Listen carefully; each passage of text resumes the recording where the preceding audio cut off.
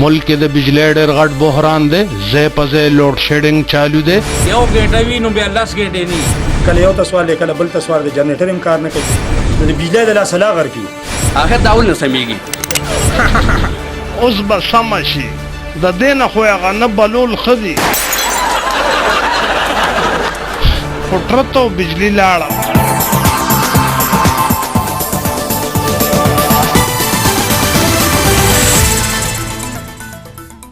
السلام علیکم د غونډل خان غونډک په خواني څلورم پاس نه پډېره موده پس خبرونه واورئ نن په انډیا کې د جړاګانو ډېر غټ جلوس وته او دا مطالبه کوله چې ډېره زیاته ګرمي ده زمونږ میکاپونه خرابېږي مونږ ته د په خپلو بالغانو کې اے سی ګانو لګیو الله سنس ترقی کړی ده دا وګوره یو مشروط ته چې خپې پرېښودې دي او په سر روان شوی دی یعنی د وخت د کمی په وجه چې سحر ډیوټۍ لځي نو پوڼکۍ پرېږدي او په دې طریقه راکوزیږي او بالکل ځان شپېلې کې غلی شان روان شي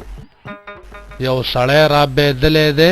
دی په ځان پوه نه شو د پېشمني خوراک سیوا کړی و ته ودرېږه چې څنګه رابېږي او راو بید پالوان اوس د خطرې نه بهر دی او د زمبابوې پکړی چمپړانګ اسپتال کې داخل دی باقی خیریت دی لوډ شیډینګ په ملک کې د بجلی ډېر غټ بحران دی ځای په ځای لوډ شیډینګ چالو دی تارونه ترانسفارمر او ستنې ټولې زنګ شوې د بجلی درک پکې نه لګي او بیلونه دومره راځي چې د اسمان سره خبرې کوي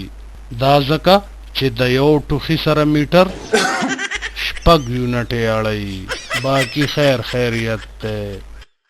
زمونږ سره دا وخت د بابوجي پروډکشن نماینده شاه اسلام په لاره دی راځئ چې دې څه وایي څنګه چللی لکه دا خلک څه وایي او د بجلی څه پوزیشن دی سلام علیکم غونډل خان وروره یار خلک به څه وایي خو بجلی نشته ټول خلک را جمع شوي دی شاته پکې جګړه وشوه د یو دوه دریو پکې سرونه مات شو خو به هر حال د بجلی ډېره غټه مسله ده زه پکې د یو څو کسانو نه تپوسونه کومه ولې بابا بجلی نشته یو ګټه وي نو بیا 10 ګټې نه کله یو تسوال کله بل تسوال د جنریټر هم کار نه کوي د بجلی د لاس لا غر کی چې دا بیلی چې کوښ نشته او مرکو دا اوبو جړاوه چې اوبه نشته لري اوس اوبه دومره دي چې پر خلکو راوړی دی اوس په بیلی څه چل شوی دی اخر داول نه سمېږي اوس به سم شي د دې نه خو هغه نه بلول ښه دي فطرت او بجلی لاړه ولې پخوا به بجلی وسه زبا بوجي اوس دشه او اوس د خبرونو په آخره کې د بې درکې یو اعلان واورئ تلاش گمشد ده ججمج مجمج مجالی خان بې درکه شوی دی وقت غټ جرس یعنی ګنګړې ځوړند دی شاته پملا باندې پته لیکل شوی ده کچالم په ګوتو ورغه مونږ ته په دې نمبر باندې اطلاع وکړئ 0300 چرمخکې سلور خپې یوې لکې هم دې سره اوسني خبرونه پای ترسي غونډل خان غونډک تاسو نه اجازه غواړي د الله په امان یعنی ټا